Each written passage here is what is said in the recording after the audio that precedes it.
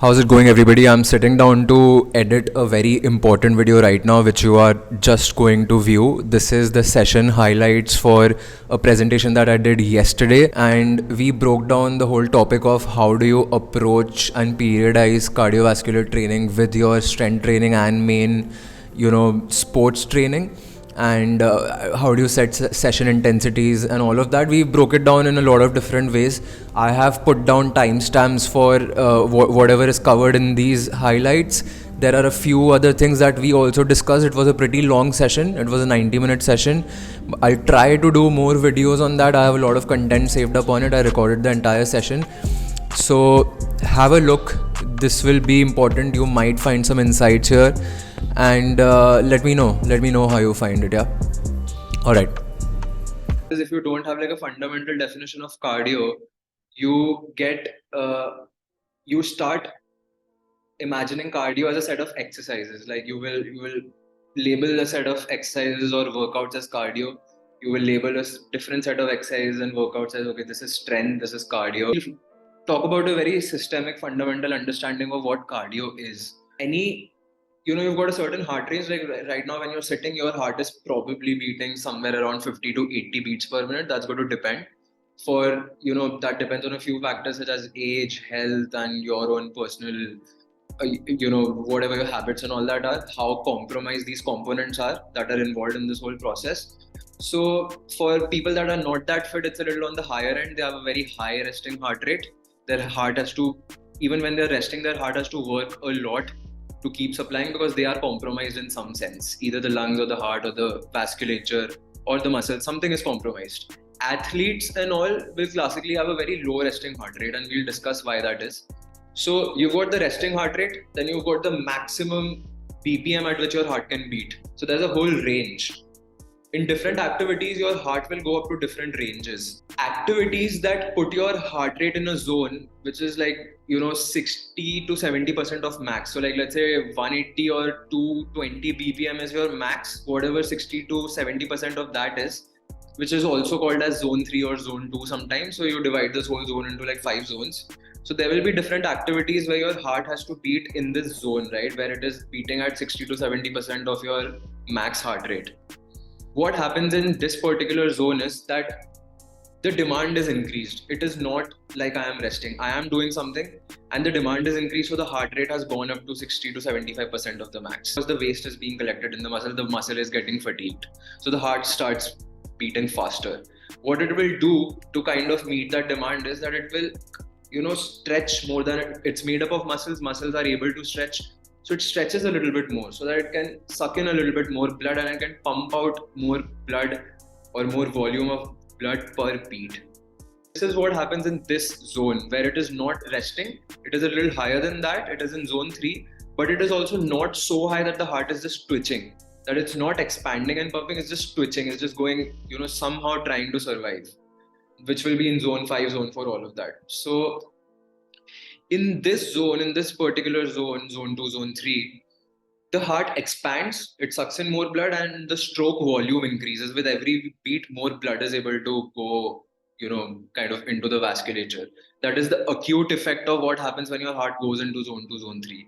What happens immediately? This is what happens. The heart expands, the stroke volume increases, more blood is being sucked into the heart, more blood is being pumped into the vasculature.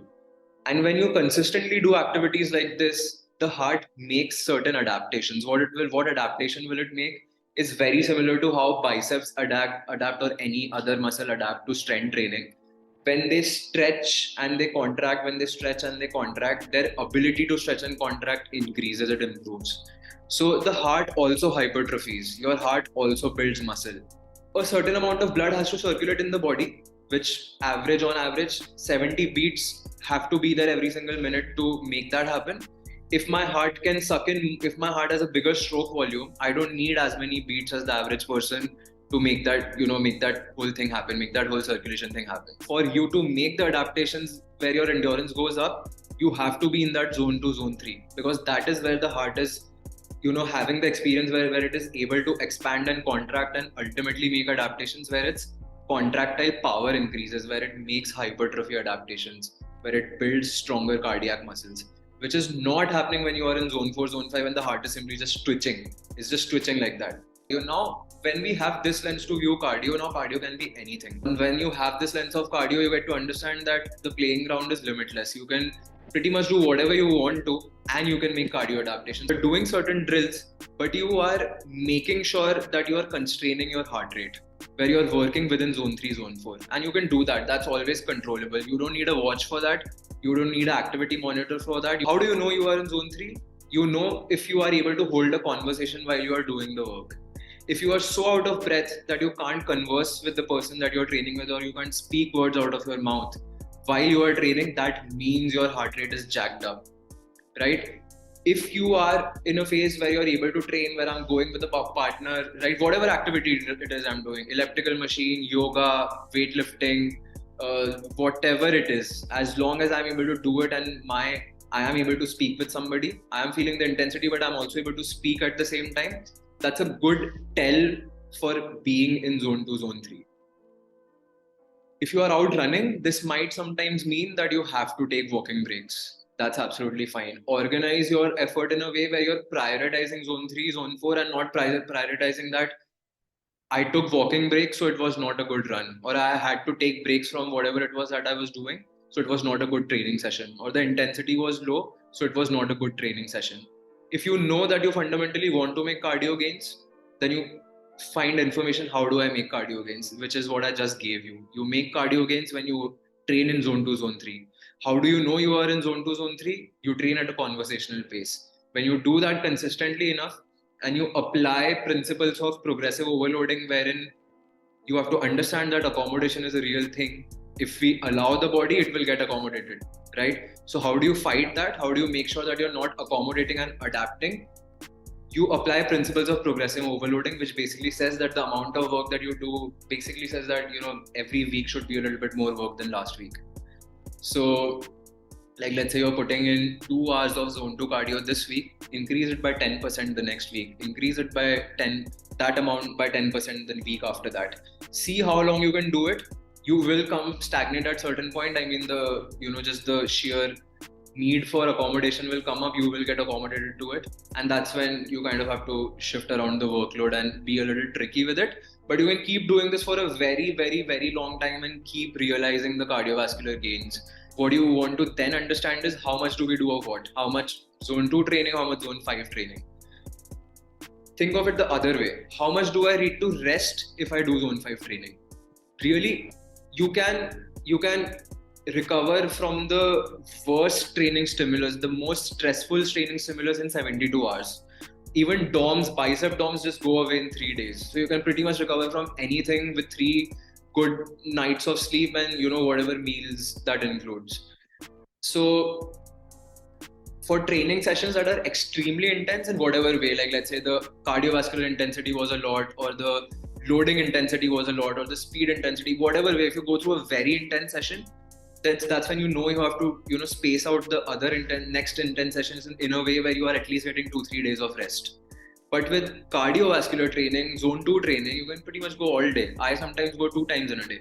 So this training doesn't tucker you out as much as intense training would. So look at the intensity profile of your training, look at your perceived rate of exertion, how exerted am I from today's session, and then decide when is my next intense session going to be. Alright, so that was it from the highlights of the session. I hope you find some insights in it that you can now apply to your training. If you would like to be a part of more presentations like this, if you have questions that you would like to ask, I have a private WhatsApp group. It's full of coaches, personal clients, people that I converse with, athletes, and just curious minds.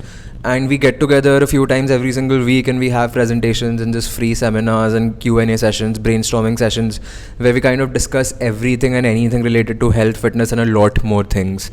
So I will keep using YouTube as an outlet to just keep everybody updated about what all goes on in those sessions. But if you would like to experience this firsthand, you can come be a part of this group. All you have to do is just reach out to me on my Instagram and I will make you a part of it. And thank you so much for watching another video. Little just change of pace with this one. and it's back to regularly scheduled programming from the next one. All right, thank you so much.